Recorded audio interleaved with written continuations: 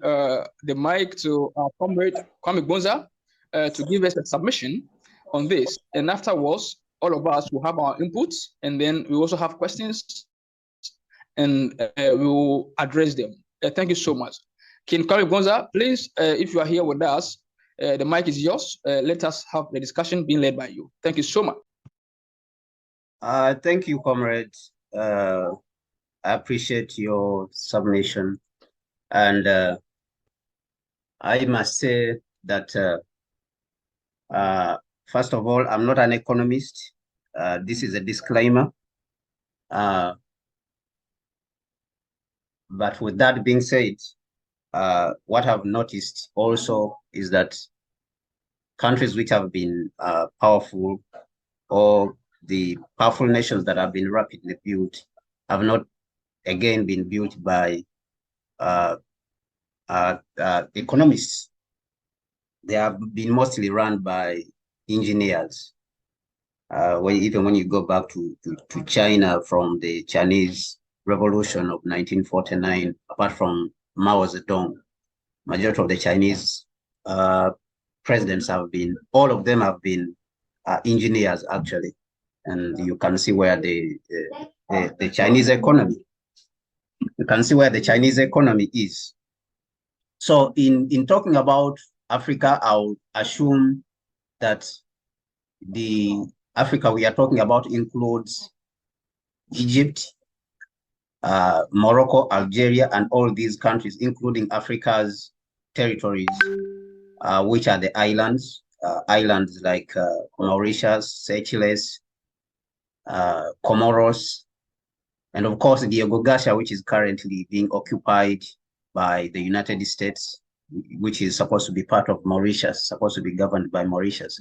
But currently, the United States has removed the African people from that island, and it is occupying it as a military base. And of course, we have others in the northern part of the continent. So with that being said, I think let's get to it. I was invited on short notice to talk about this economy, African economy. I've been paying close attention since I'm a Pan-Africanist. I've been paying very close attention to our continent and what is happening. And therefore, I'm very interested in what is going on. So I will share on the screen here. I hope all of you can see it. Yes, clearly. Okay. So we are going to talk about the new economy of Africa, and we will look through history briefly. I will run through history briefly, and then we will see the possibility, of course, of what is possible before us, and of course the events that are going on today, and then what is the way forward. There is a lot of plans. I think that we have to assume, first of all, that it is possible. What we are talking about is possible. We have risen to the occasion because the current economic system is not working for us. It was built, it was constructed from outside, and it is benefiting different people, not the Africans.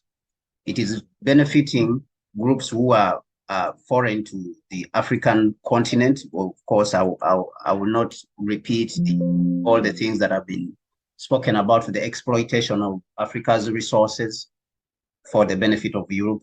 Everyone knows this. So we need to look through history and be able to understand how this system came to being. I've given this presentation somewhere before a couple of times, and therefore I'll pick points from it as we go forward.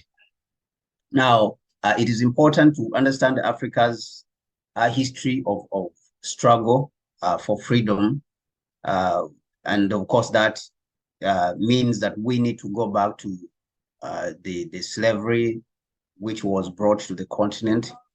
regardless of what people say, that Africans also participated, even though we don't see the gains of that participation. Just like today, how they are saying that we are participating in free trade, but we don't see the gains, but rather exploitation. Yeah, so it's important to understand that colonialism was a political system or political economic system. Slavery, colonialism, and the neocolonialism that we are going through today, they are all political economic systems which we are not specifically crafted for Africa. And that is why we are not benefiting from them. And then where we are today, where are we today? And of course, that is where we are complaining about. That is why where we are standing right now and saying that we need to change this system and build a new system. Is there a way forward for us? There is a way, but that way has to be purposeful and has to be in form of a plan as Africans that we are going to transform our continent. We have to have some guiding principles and we have to work towards something. We have to have a vision and a mission that we are trying to fulfill, and then studiously, consistently work towards it. And that means that this new Africa, which we are talking about, has to be built on the principles of our forefathers. You know, when you go around, you hear people talking about neoliberal democracy, but when you say, can you translate this word in either Zulu or Akan or Kikuyu, what is liberal democracy? What is it in Kikuyu? Majority of the people, they will not be able to translate that word. So it means that we are practicing something which is really not in sync with our society, which is not in line with us as a people, and therefore the thing is being forced on us. And of course, we see that there is also somebody who's supervising it and forcing so much himself on us that we should implement it. And of course, by this, I mean the Western world. And so when we are talking about building a new Africa, that Africa has to be built in the image of our forefathers. What did our forefathers want the new Africa to be? What did they want the new Africa to look like? What did Nkrumah say? And I brought these two pictures for us to be able to understand that we have Africans in the diaspora who care about this continent, and then we have Africans on the continent who Nkrumah represents, of course. And they have ideas. These people had ideas long way before even Nkrumah came back to start fighting.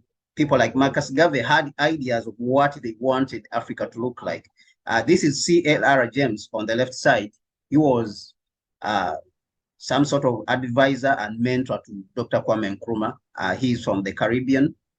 And then, of course, we have Dr. Kwame Nkrumah himself.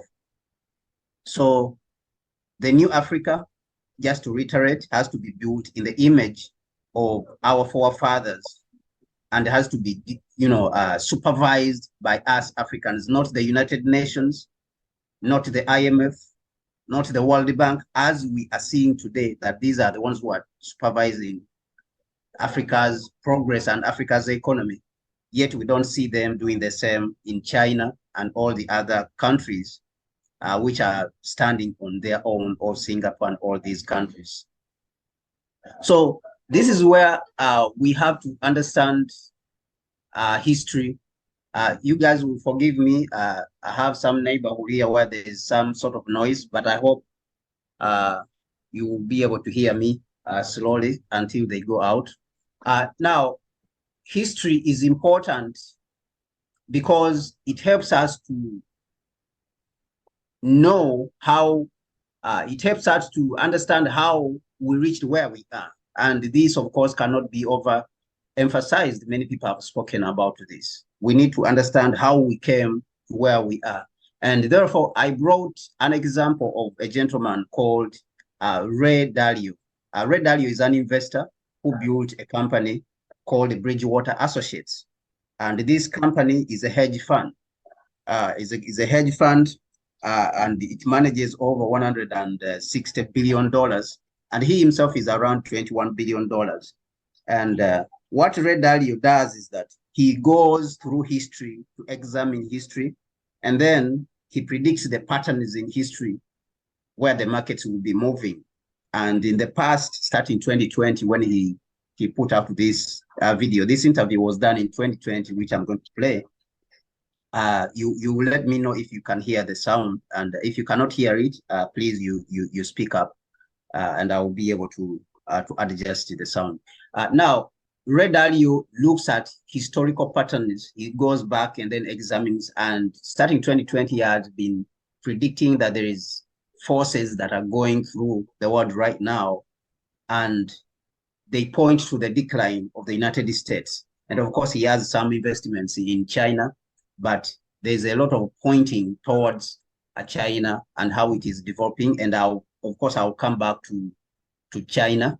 But I would also like to make a disclaimer again that I'm not against China or the United States, but I'm for Africa specifically. And each of them, I'm picking examples from them, whether China or the United States or the West, depending on their relationship with Africa. So I'm more pro-African than having entanglements with each of these two groups, just like what President Mamadou Damboya said at the United Nations recently, the president of Guinea, Conakry. So that is the perspective from which I'll approach each of these two groups. So Ray Dalio says that China is rising, and therefore it is a challenge. It is a big challenge to the United States. And we saw that even he's also investing there. We saw people like Warren Buffett also have been investing in China since 2018 and all the way. We saw China's automobile industry is becoming very powerful. The launch of semiconductors recently, which caused a lot of panic in the Western world. So history is very important in that aspect. So let's listen to him, and then we'll move forward. Ray Dalio is one of the most influential investors in the world today. He started his company Bridgewater out of his 2-bedroom apartment in New York City in 1975 and has grown it into the world's largest hedge fund. Dalio is the author of the New York Times #1 bestseller, Principles, Life and Work, in which he shares a blueprint for success, personal and professional. Dalio is an active philanthropist and conservationist with a special interest in ocean exploration and conservation. I'm pleased to bring in our next guest, Ray Dalio, the founder of Bridgewater Associates, the world's largest and most profitable hedge fund firm. Ray is also a well-known philanthropist and an author of multiple books. Ray, it's great to have you with us. So nice to be here. So I mentioned at the top that you're an author of multiple books, and I know that you're writing one now called The Changing World Order, and you've been talking about 3 forces at play that were here pre-pandemic. Would love for you to share your worldview with our viewers and listeners. Yeah, I do research, and so this is a study that I've been doing, and then I decided to share it with people because I think it's so important. A number of years ago, first with 2008, we got into a monetary situation, of course, where we're printing money, creating a lot of debt, and monetizing it. And then populism emerged around the world. And President Trump, who was more of a populist, emerged. And it affected tax policy, it affected markets in a lot of different ways. And that led me to realize that there are 3 big things that are going on in the world that are dominant. And then COVID came along. Those 3 forces are, first, the long-term debt and monetary cycle, which I mean the creating a lot of debt, monetizing it, and the implications of that, which reverberate through the system in terms of all the markets and everything. The second is this conflict, this polarization, this wealth gap, and how we're at each other's throats. And I looked at the wealth gap, and I looked at a lot of measures of conflict going back in time. And I found that they were in the 1930 to 45 period. The printing of money, as I described, and debt monetization was also in the 1930 to 45 period. And the third big influence is the rise of China. So the rise of a great power, challenging an existing great power, the United States. And that has enormous implications. As an investor, I think what are the relative appeals of the markets, but it has a lot of implications. It's not just a trade war. So the markets and everything were reverberating the trade war, the technology war, the geopolitical war in Taiwan and the South China Seas, and then also the capital war. We're seeing that emerge. So those three factors required me to then go back in history. And I wanted to study the rises and declines of reserve currency empires. So I needed to go back far enough that I would have a few. So I had to go back 500 years so I could see the rise and decline of the Dutch Empire and its reserve currency, the rise and decline of the British Empire and its reserve currency, the rise and beginning of decline for the United States and its reserve currency, and China. And so those are the forces, and that's what I did, which you're referring to. And that, by the way, that's available for anybody to read on LinkedIn. Yeah, so comrades, I hope you have heard him very well. Now, I want you to pay attention to what he mentioned, the year 1945. If you heard him speaking, he mentioned the year 1945. That is very important because in 1945, that is when there was the Manchester Conference also, which led to a group of Africans from the diaspora and the continent coming together in Manchester.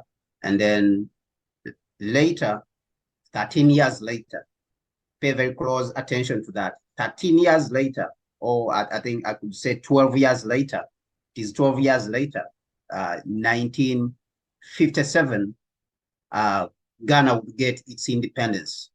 And of course, 1964, the Civil Rights Bill the Civil Rights Act was signed in the United States. So 1945 is a very important year.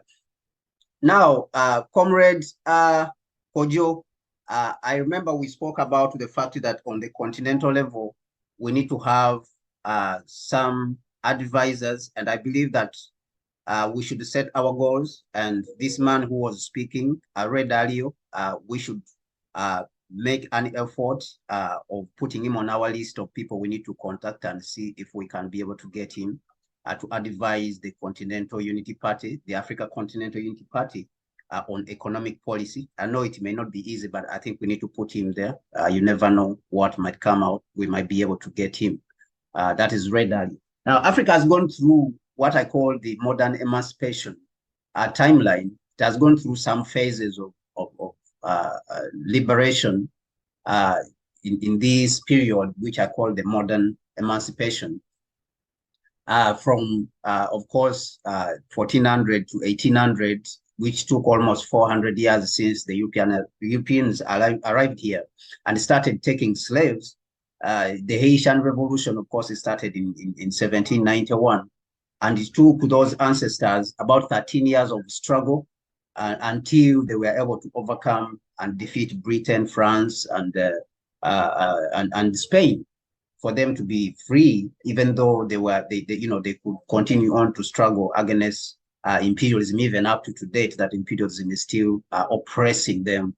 But they opened the door for the abolition of slavery to the point that after they defeated France and Britain and Spain, each of these countries which wanted to put them back in slavery, then all of a sudden you started hearing across the world that they should abolish slavery. So what I want to make clear is that do not believe what Britain, all these white people, all of them say that they stopped slavery. They never stopped slavery until Haiti defeated them.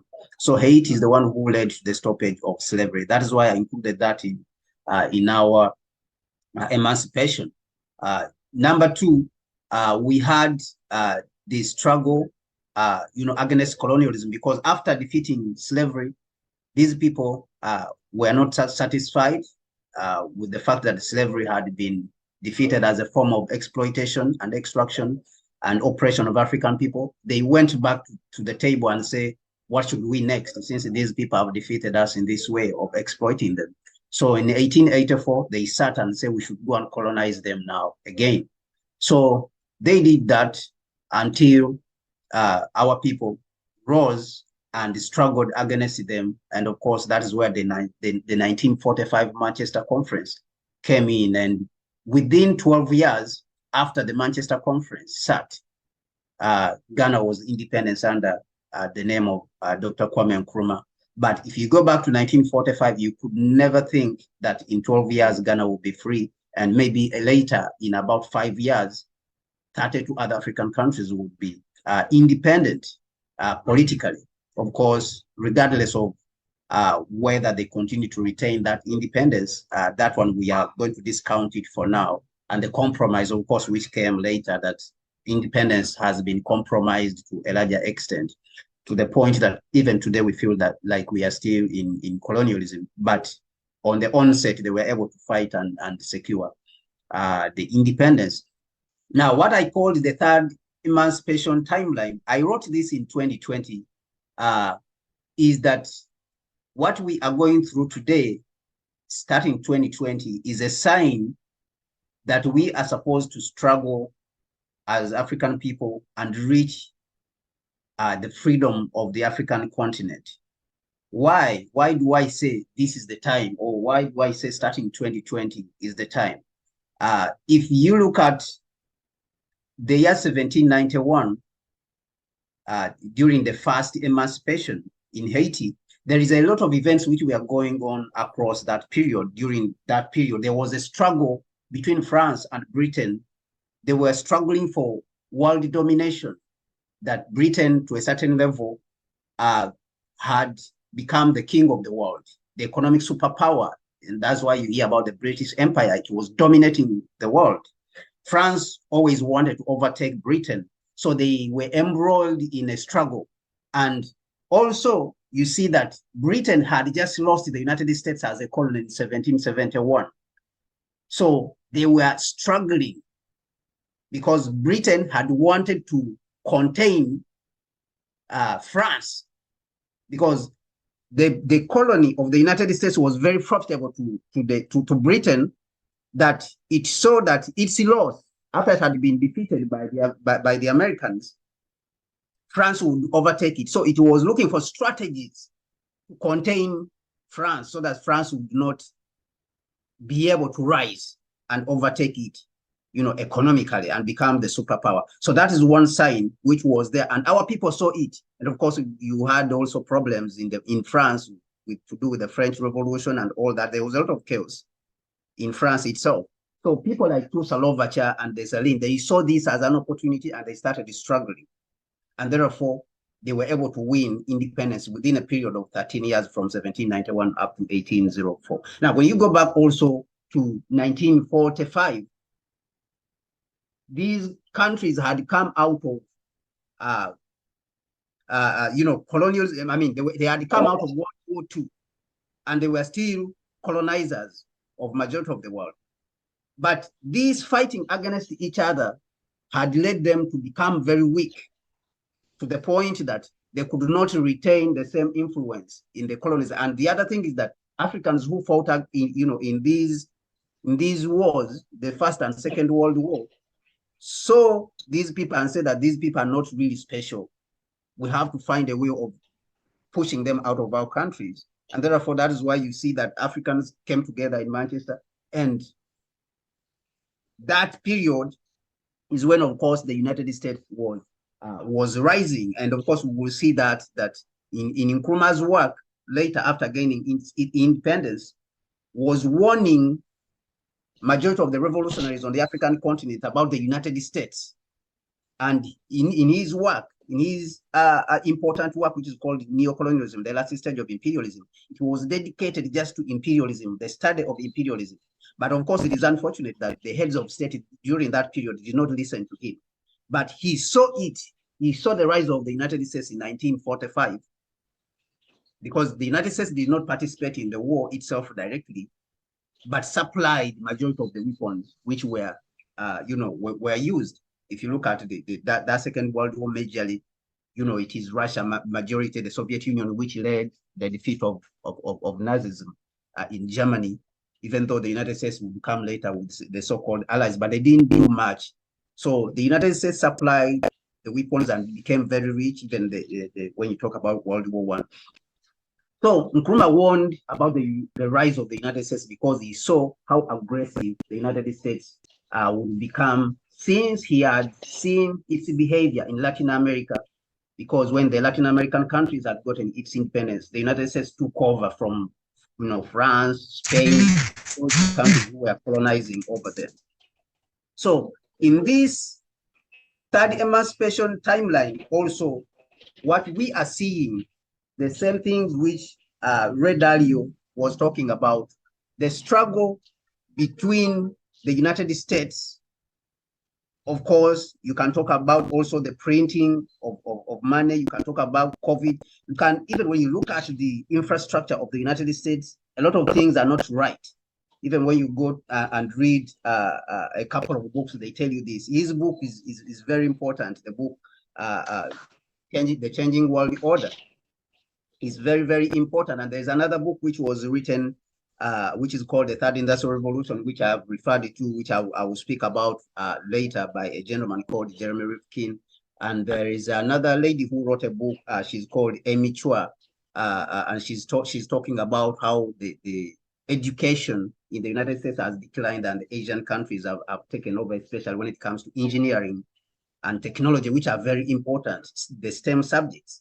And that is why we see the struggle, Huawei, and all these electric cars, because all this is technology and is very central. Once a country masters this technology, then it is able to go forward. So what I started seeing in 2020, those are the signs that I started seeing, and I was like, we need, as Pan-Africanists, to start thinking in a different way and then move in a different direction and start organizing, because the neo-colonial system has greatly been weakened, starting from when Toussaint Louverture defeated the French and the British, and then coming to the independence period itself, we saw that imperialism continued to be weakened. And even today, you can see, and simply because of the moderate growth, economic growth that has been happening in majority of the world, which has been looked at as source of raw materials for exploitation.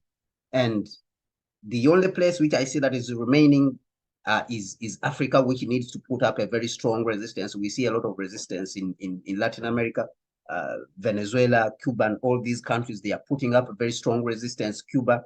So the only place I believe that is remaining that we need to put up a very strong resistance so that we can be able to defeat this system once and for all is Africa. Because imperialism, as we speak right now, it is very weak.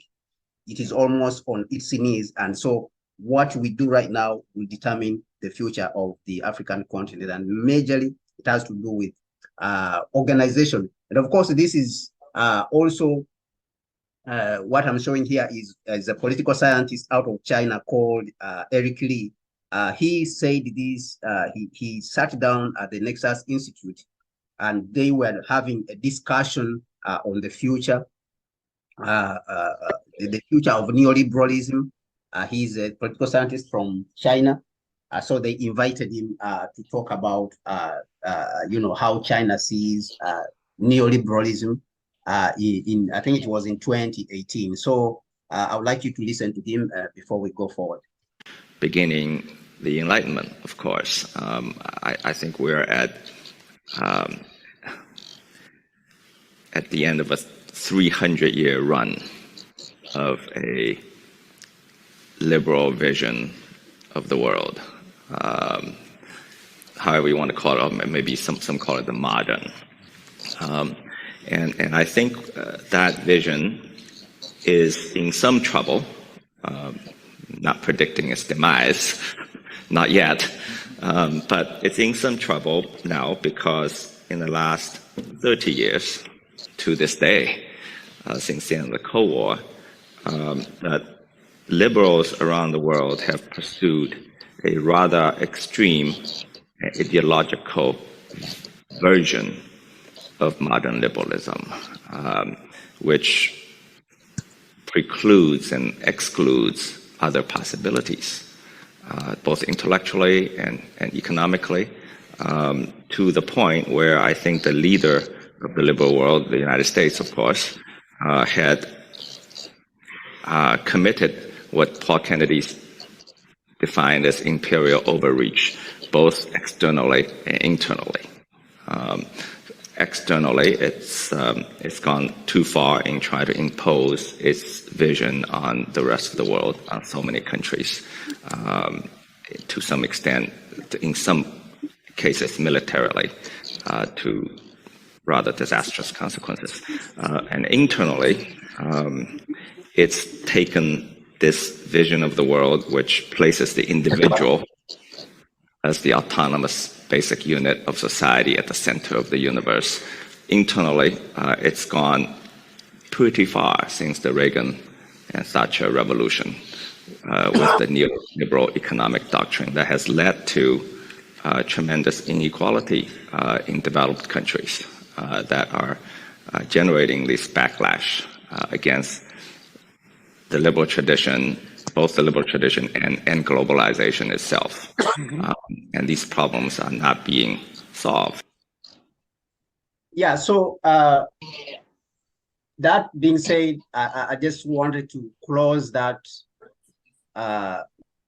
with the emphasis of the importance of history, and also for us to understand that there is forces which are happening today, and also to emphasize that slavery, colonialism, and neocolonialism, these stages in which we have moved through as Africans, they have all been economic systems which were designed by certain people to benefit a certain group of people, and of course it has gone on to benefit them. And when people like China came up to design their own economic systems and how they wanted to move, you can see that they moved in a different direction, and it has also benefited their people, because what they say is that for them, they engaged globalization on their own terms, not the terms of what the IMF was saying, the terms of what the World Bank was saying, but on their own terms. So what is required for us, I believe, is a transformation, is a program, a transformation. And this transformation program, of course, can be led by the Africa Continental Unity Party, and it must be led by the Africa Continental Unity Party, and it will be led by the Africa Continental Unity Party. Please let me request someone to mute themselves. Some sounds are coming through. I beg you, please. Darrow Smith, I think he should mute himself. Ndumbuko, please everyone mute yourself if you are on the line. Kindly, Darrow Smith. All right, thank you. Yeah, so the understanding is that somebody has to lead this process of building the new Africa that we are looking at. And of course, Nkrumah's suggestion is that there's supposed to be a mass party. You are supposed to have a mass party which organizes all the factors of production, just like how we have the Chinese Communist Party, which organizes the country. It organizes the factors of production, whether it's the material, the people, and bring the best to the front to lead the country and be able to build a new society. So I think that this is very important. And when you achieve this, that you have organized yourself, and that is why I saw that there is a lot of hope in the Africa Continental Unity Party, because we have the resources, we have everything that we need with the material, intellectual capacity, we have it, and the capital itself also we have it, as we will see later. Africa right now, the GDP is around $3.5 trillion. Africa could be the 50th biggest economy right now in the world. So you do not need to go and borrow from anyone. to carry out whatever you want on the African continent, but you can employ certain tools. So we have everything that we need, but what has been missing is the reorganization of these resources. And like I said, I strongly believe that we, the Africa Continental Unity Party, we are able, I believe that we are able to do that. And that is the ingredient, I believe, that has been missing out. Once you have that, then you are able to look at things like this gentleman, Zijun from China, who was the China's railway minister when they were starting the process of building their high-speed railway network, who said that to achieve a great leap, an entire generation must be sacrificed. And so they used to call him Great Leap Liu because of this statement that he pushed his work, he pushed the Chinese workers. And today we have China, which started building 1 mile of high-speed rail in 2008. Today they have the biggest network of high-speed rail network, about 40,000 kilometers. The United States doesn't have any. I think they have some in Europe and Japan, but China is now the leader in this. And they took the technology from Germany. What will surprise you? They took the technology from Germany and they learned from Germany. And so this is what we also need to do. They implemented it in a major concentrated way. So, and they are focused. So I think that Africa too, when it comes to the economy, because all this is part of the economy, we need to employ this kind of approach as we move forward. Now, it is possible. That's what I want the people in Africa Continental Unity Party to understand also, is that it is possible to build our society on our own terms. Now, when you are at the level of a visionary, you don't need to look at all the details. Kindly, please, someone mute themselves. Someone mute themselves. Please mute yourself. Can I be made a co-host so I can mute the people? Thank you. I see Muhammad Takur, please mute yourself. Yeah, so one of the things which I learned from Professor Huntington, there's a gentleman, is called Professor Huntington, he drew up what he called the Rapid Africa Plan, is that when you are at the visionary level, or you are at the level of people like Kwame Nkrumah, you do not need to look at all the details of what is going to happen when you are building, because this is a question many people worry about. For example, when you say you have set a target, I'm going to build a new Africa, and I want it to be the most developed or equally developed as other parts of the world. People will ask you immediately, how are you going to do it? But at the visionary level, what you need to understand is setting a realistic goal and looking at, has it been achieved somewhere else? If it has been achieved somewhere else, Muhammad, can he mute himself, please?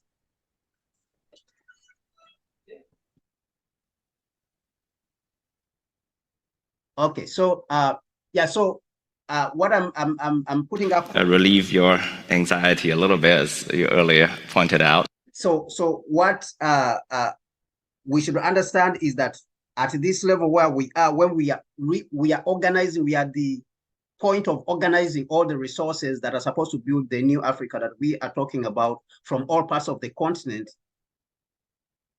Our purpose, our objective is to focus on the vision and the mission, and therefore understand that, as I mentioned, we have all the resources that we need. Now, what has been happening is the mismanagement of these resources. And of course, that is the building of a new economy that we are talking about. We have to organize these resources so that the technocrats, we have technocrats, professionals, engineers, and all that. Our purpose is to get them space for them to do that, and of course, to reorganize these resources. And it is possible. Why? Because China has done it. All these countries have done it. Singapore has done it without colonizing others. Of course, the United States went and exploited Latin America used the slavery to build, but it is also possible to build without a war, without colonizing others, like what we have seen that China has done it. Singapore has done it, and all the other countries have done it. Of course, Europe used this slavery and colonization and wars and all these empires, Roman empires, but it is possible to do it. And I'll explain this further as we are going forward. I'll elaborate a little bit more on this, but let us listen. Relieve your anxiety a little bit, as you earlier pointed out about the potential for Chinese dominance of the world. Let me say this: I will wager a bet today that in 25 years, when we return for the 50th anniversary of the Nescus conference, that you're very welcome.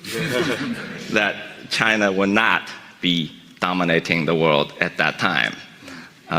And I'll wager that bet for two reasons. One is because I don't believe China intends to dominate the world. And number two is, even if they did, they would fail at it. Because we've moved way past beyond the age of dominance. I think it'll be difficult for any one power to dominate the world. It's the wrong mindset.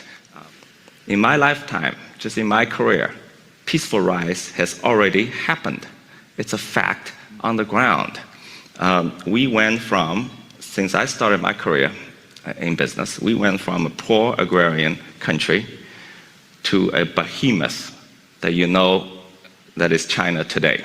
Behemoth in every respect, okay? Yet, no country has been invaded, not a single shot fired, no violence.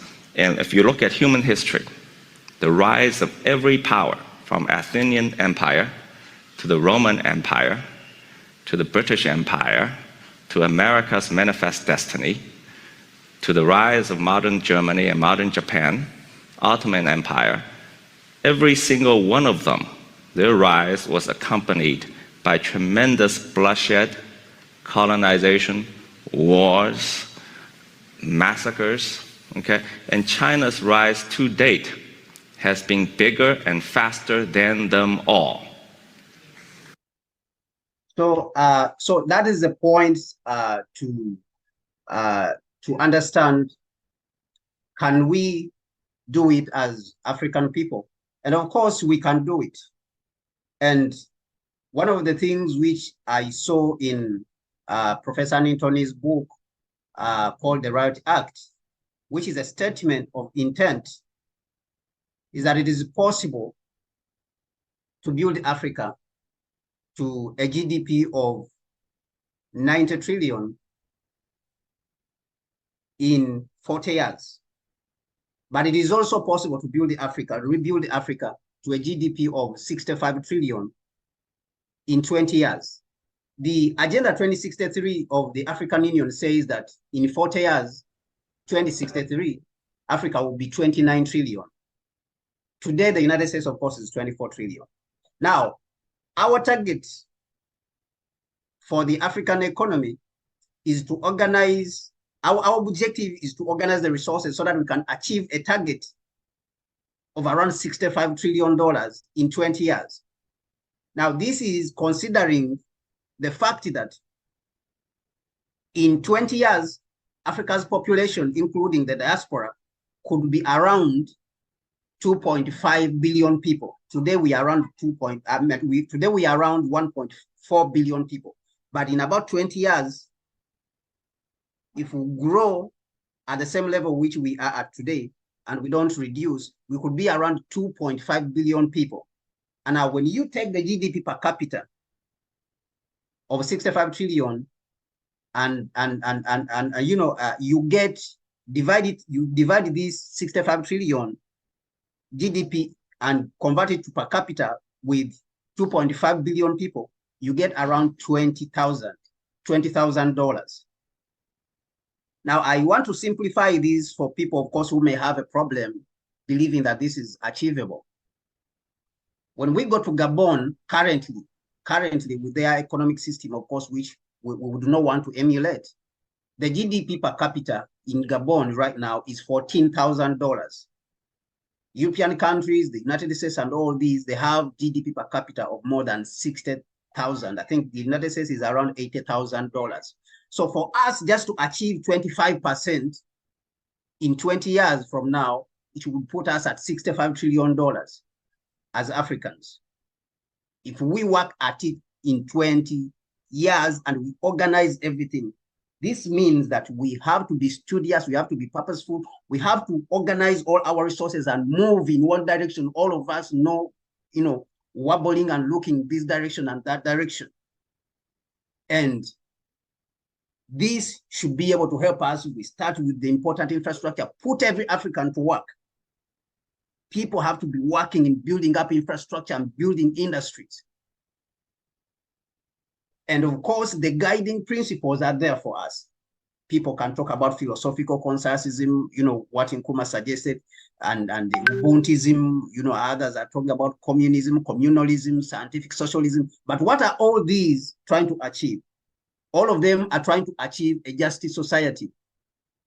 And of course, we can put Ubuntuism at the top because that is the word which mostly represents Africa and which is more associated with the African Continental Unity Party. We want a just society where everyone is able to be fed and everyone is able to be clothed. We don't have street people, or we don't have homeless people on the street.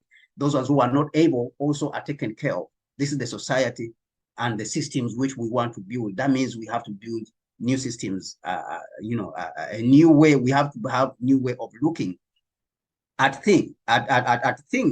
And of course, this is possible because Africa's value of raw materials which we have in the ground, one, is more than $300 trillion. Other people have predicted that is more than $700 trillion. Congo alone, around $38 trillion in the ground. Zimbabwe alone, $18 trillion if you check the minerals in the ground. So I've taken out only two countries, but these ones, they want to push you almost to $60 trillion.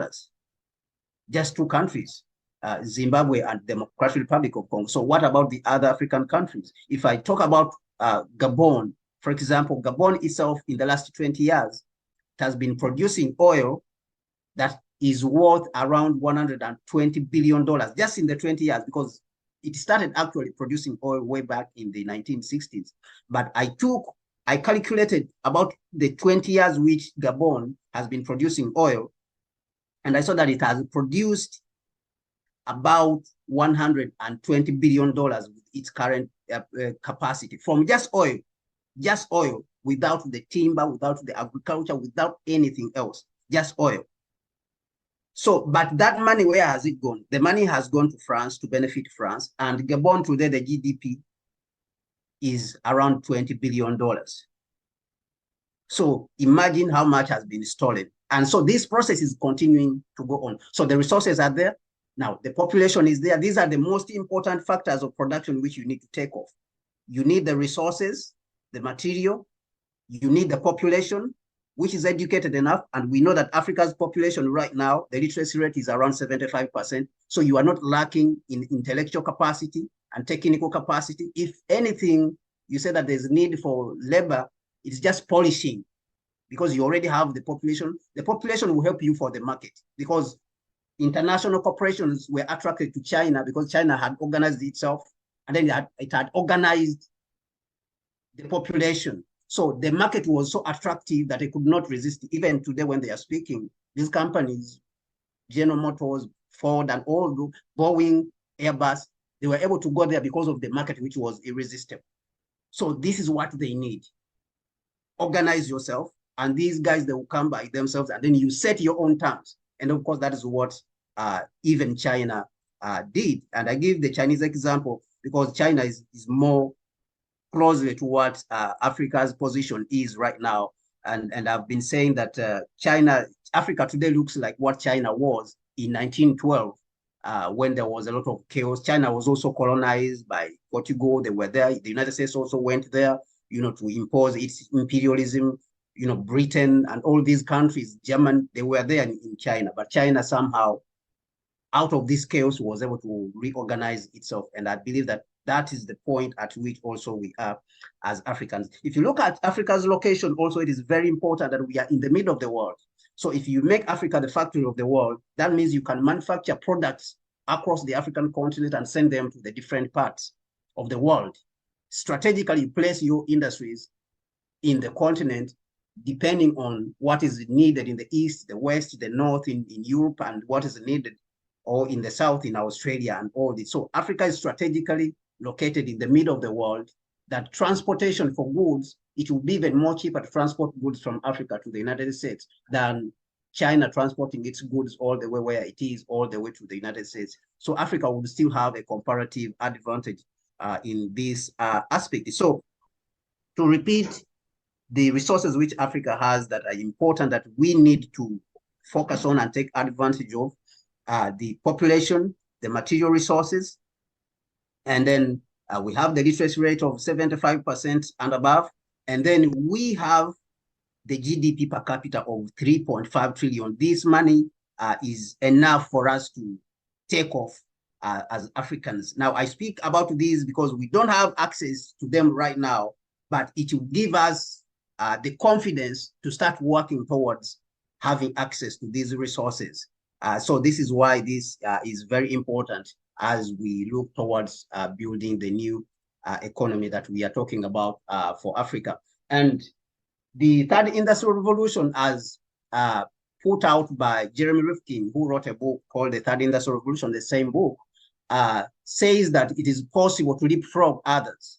We will choose out a sector like the financial sector. Africa did not have banking infrastructure, but it was able to leap into the transfer of money with the M-Pesa and mobile money, MTN mobile money, more than, faster than the other parts of the world.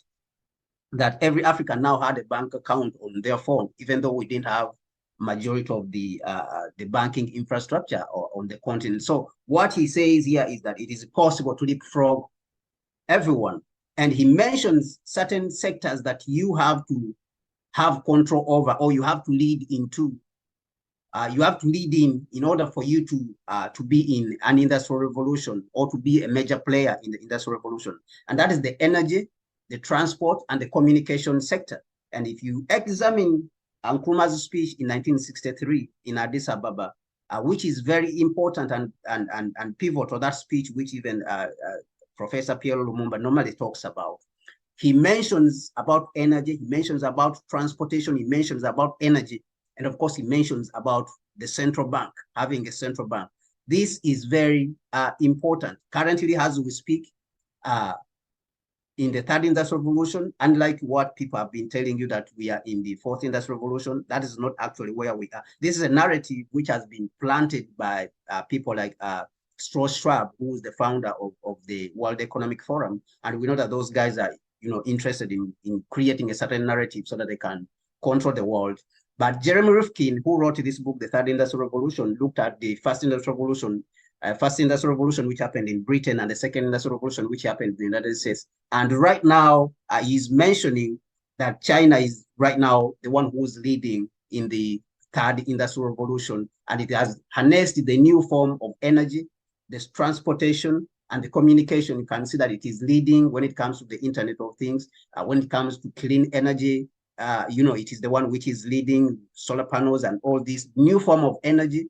And then when it comes to transportation, electrified transport. So his argument is that if you want to take advantage of an industrial revolution, is that you have to have a new source of energy, like how the United States discovered the refining of oil and then commercialized the automobile, Henry Ford, and then they discovered the telephone. So these were the technologies. They have to come together in a particular place, and then there will be explosion in economic activity, and new economy will be created. And when you go back to the first industrial revolution in Britain, the form of energy in Britain, which was discovered, was steam, and then they discovered, of course, the train, and then the telegram. And this is what led to the power which Britain gained and became the British Empire. And so these things currently are happening in China, electrified transport, high-speed train, which I spoke about, because this helps to move goods and people and economic activities, increasing economic activity. when it comes to communication, Chinese, they are the ones who discovered 5G, and right now they are already working, on 5.5 and 6G. Huawei is already working on this, and we see that that is the reason why the United States has been on them, because the United States understands this, because it is behind already in this aspect. And then the energy, of course, the renewable energy, China is still leading in when it comes to renewable energy, which is going to power all these communication and transport systems. So these are very important for us to understand as we go forward as Africans. Now, I think that our priorities, if we get power as Africa Continental Unity Party and succeed, our priorities is to have the central bank, because right now our monetary system is attached to the West. So we cannot take advantage of our GDP. I was looking at Africa's debt. Africa's debt currently is lower than anywhere in the world. I published a certain text on our platforms of Africa Continental Unity Party. I don't know whether someone has seen it. And Africa's debt is around 54.6% of our GDP, which is 3.5 trillion. So it's just around 54.6%. If you look at the United States, the debt is around 130%. So why? Is because the United States is continuously able to print its own money and create its own debt. And of course, what is that debt backed with? Nothing but just its military power and aggression. So when we have a chance of creating a central bank in Africa, that means we do not struggle with the issue of having access to money, which will help us to build the best infrastructure for the takeoff of the economy. We can print our money and then create our own debt, but that debt is backed, unlike the United States, is backed by our mineral resources, number one, and then second, the market, the big market which we have. Because remember, the external actors are the ones who are going to come to buy that debt, like how China has been buying the United States debt. So this creates money for you to build, the best infrastructure. For example, the starting infrastructure. Like, for example, you need a high-speed rail across the continent. This, I created it, is called the Africa Railway Triangle Network Master Plan. And if this is implemented, then you are going to open up economic activity in the continent. So from the south to the north to everywhere to the east, you are able to move goods across the African continent. And this kind of project needs you to have an investment of about $100 billion. And what is interesting about this is that it comes with other industries, like training of labor, building trains, building new trains across the continent at different parts. It comes with building steel factories and refining of our own bauxite. So that is the interesting, that the return is so huge on such a project that you will be able to pay for this debt that was raised, and people bought it from outside. And this is why this is very important. Projects like the Inga project, the Inga Dam project, which they spoke about, even they just ended a new Paris, the Paris new Global Finance Pact in Paris. They spoke about the Inga Dam. President Ramaphosa was speaking about this, and President Sassou Nguesso of Congo, and of course President Tshisekedi has been speaking about this of the Democratic Republic of Congo. It needs about $80 billion. So you can see that Africa's infrastructure deficit is around around $200 billion annually. But this, you can raise it with only your central bank, using your central bank, just like what the United States is doing. You do not need to go around and begging.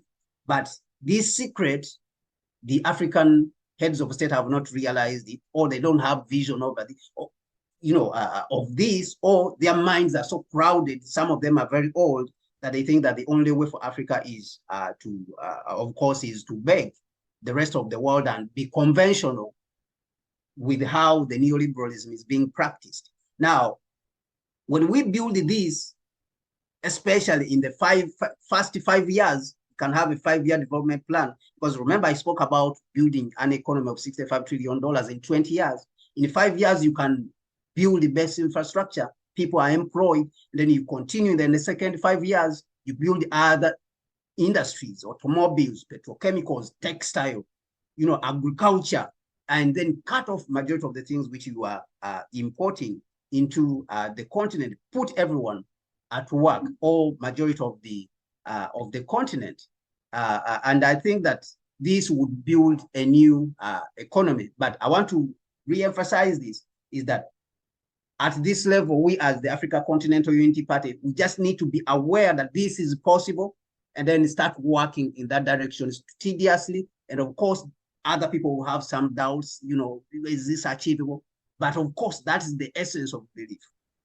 You have to believe that the timing is right. The timing in which we were born as a people is right, just like how Nkrumah and Tusa Lovacha were born at specific periods of time. And I've shown you, the reason I took you through history is to explain to you that certain people are born at certain periods in time to carry out certain activities and rescue their people.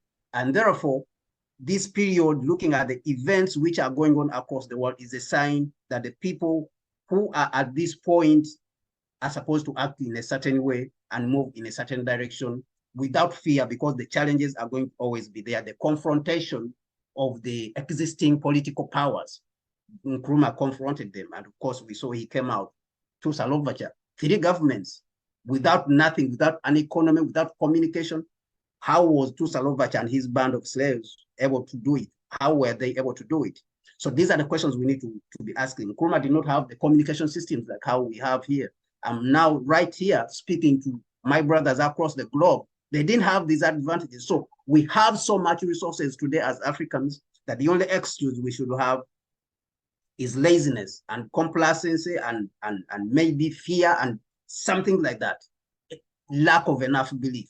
But I believe that all the people who are here today, they have enough belief that we can be able to do it. So with that being said, my name is Kwame Gonza, and these are the reference books which I used.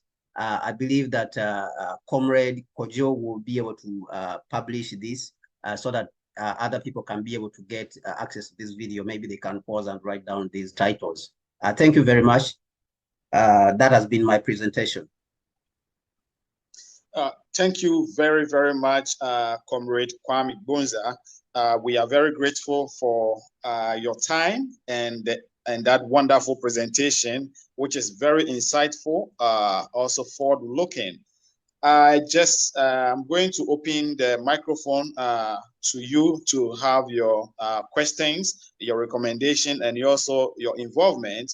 But just as our brother said, it is possible. It is something that, as an African people, we have to know that the time is right.